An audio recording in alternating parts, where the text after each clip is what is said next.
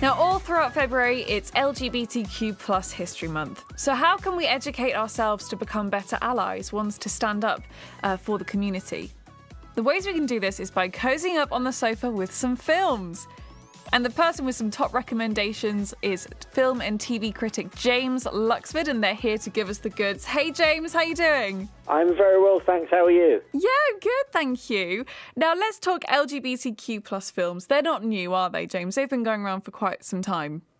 Yes, I think in terms of the mainstream and the sort of things that would appear alongside the big blockbusters, and certainly the presence of LGBTQ characters in mainstream movies is quite recent. But yes, for years there have been stories about LGBTQ characters for decades, going back 20, 30 years, and they've really been an outlet for a lot of the communities, and as the years have gone on, they've moved into the mainstream.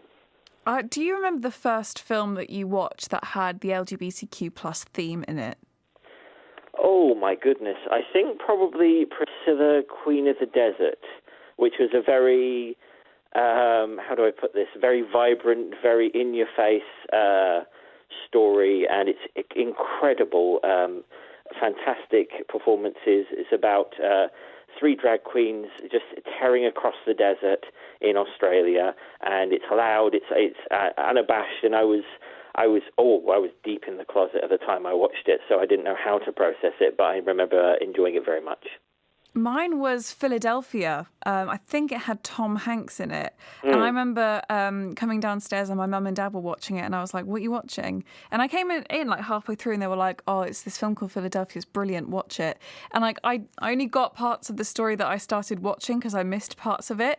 But I cried so hard. I cried many tears, James. So that was one of my earliest memories, and I think I was at school then. So they have been around, but they just haven't been as mainstream as we would probably see today. So what are some of your recommendations that you would have for us? Because it's a lot more accessible now.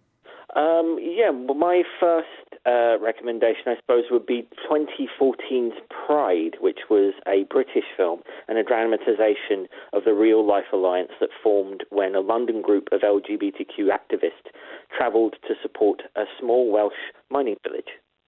Right, okay, let's have a little listen. Die! Your gays have arrived!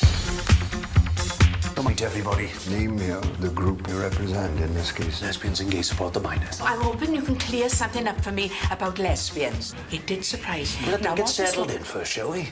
Who? A gaggle of gays and lesbians has come out in favour of the miners' strike. We've been through some of the same things you've been through. Look, we raised this money because we want to help you, and that's it. That sounds very feel-good, James. It is very feel-good. It's a very uplifting film about people just reaching across into communities going, we're both struggling and we can struggle together, we can support each other. Tremendous comedy drama. Some aspects are fictional, but the general story is true.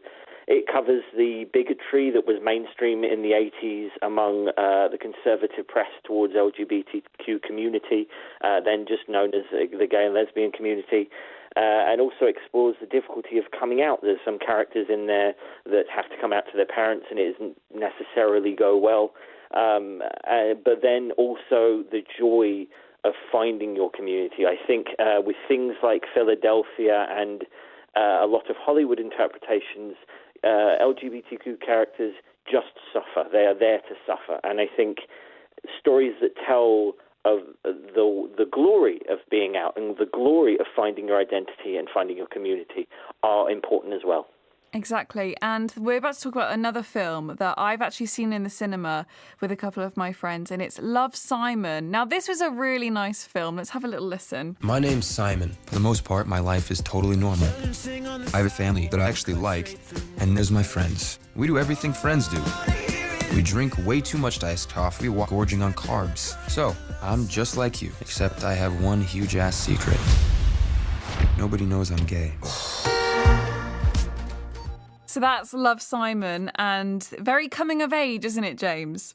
Yes, and I think that's a really apt clip to shoes, because in there Simon says, "I'm just like you," and that's what this film is about. This is a high school movie. There are all the tropes of a high school movie. There are all the tropes of that forbidden love and wanting to tell someone how you feel, except the person in the lead is gay. And I think that's what inclusion looks like. It's often a difficult thing for LGBT people to only have stories about themselves that end in death or hardship or struggle, as I've said. Yeah.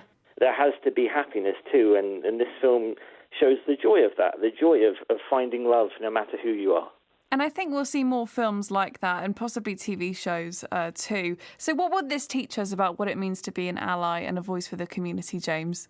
I think it's just that I think this particular film, I think it's a very soft, very Hollywood version of what it is to be gay, and I suppose a younger perspective, because times have changed, because attitudes have changed. They haven't necessarily gone as far as we want, but it is possible for a kid to come out in high school and live the same as any other kid, which sounds ridiculous to a modern ears, I suppose, but that wasn't always the case. And I think it teaches about the way people should be received when they're coming out. I think there's some very nice coming out scenes.